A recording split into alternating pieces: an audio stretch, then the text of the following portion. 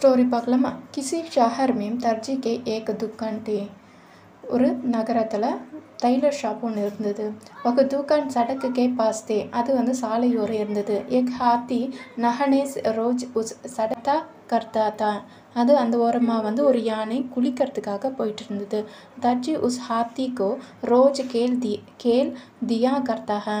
Daily அந்த யானைக்கு दर्जी அதாவது டைலர் வந்து ஒரு பழம் கொடுப்பாரு, வாழைப்பழம் கொடுப்பாரு. हाथी भी रोज केले के लिए वहाँ आकर अपनी चूंट पड़ाता था. டெய்லி அது மாதிரி கொடுக்கறதுனால அந்த வழியாக வரும்போது அதோட தும்பிக்கையை நீட்டி அந்த பழத்தை வாங்கிக்கும். एक दिन हाथी ने हमेशा की तरह केल के लिए अपने चूंट बढ़ाई.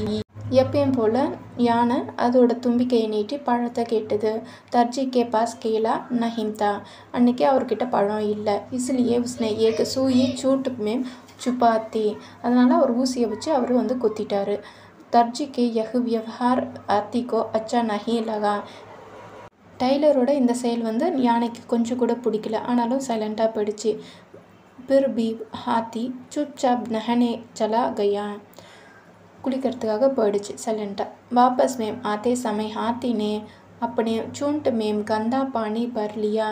திரும்பி வரும்போது அதோட தும்பிக்கையில் ஒரு கெட்ட தண்ணியை எடுத்துட்டு வருது, நிரப்பிட்டு வருது. उसने दर्जी के दुकान पर वहाँ गंदा पानी डाल दिया. दर्जी டைலரோட ஷாப்பில் அந்த அழுக்கு தண்ணியை ஊற்றிடுது. इससे दुकान में रखे सारे नए कपड़े खराब हो गया. அதனால் கடையில் இருந்த புதிய துணிகள் எல்லாம் வீணாக போயிடுது. अब दर्जी பச்தானே லஹா. அப்போ தான் வந்து டைலர் வந்து உணர்றாரு, வருத்தப்பட்டார். மாரல் சொல்கிறாங்க, சீக் हंसी मजाक भी सीमा होनी चाहिए.